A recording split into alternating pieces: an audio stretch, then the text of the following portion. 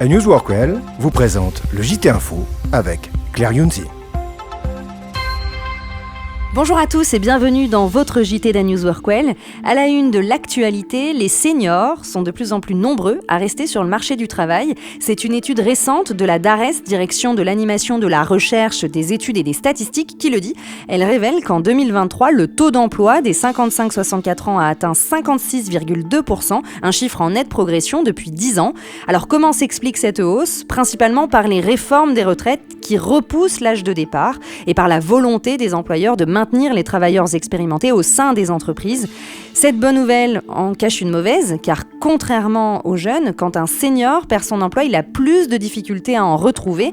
La durée moyenne de chômage des plus de 55 ans dépasse souvent 1 an, alors que la moyenne nationale est de 350 jours.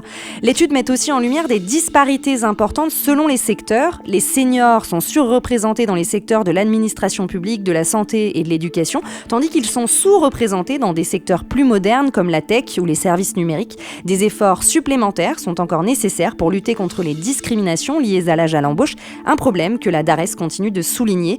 Enfin, des mesures sont mises en place pour améliorer la situation des travailleurs âgés, des dispositifs de formation, des bilans de compétences et des transitions progressives vers la retraite visent à encourager le maintien dans l'emploi. Malheureusement, de nombreux seniors restent confrontés à des difficultés pour s'adapter aux évolutions rapides du marché du travail. En conclusion, si l'emploi des seniors connaît une amélioration, l'accès et le maintien dans des postes de qualité sont encore des défis importants pour une population active vieillissante.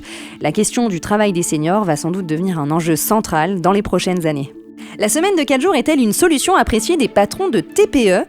Pas vraiment. Selon le 76e baromètre de conjoncture fiduciale du deuxième trimestre 2024, 1005 dirigeants de TPE ont été interrogés et seuls 28% d'entre eux se disent favorables à cette nouvelle approche. Ce sont les salariés qui ne vont pas être contents puisque 70% d'entre eux aiment cette manière de travailler. Alors pourquoi une telle différence d'appréciation ?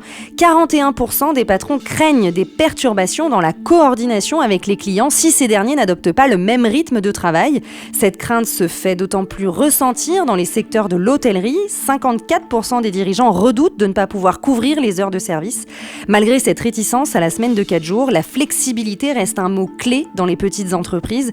Environ 63% des patrons estiment que leur organisation du temps de travail est déjà flexible.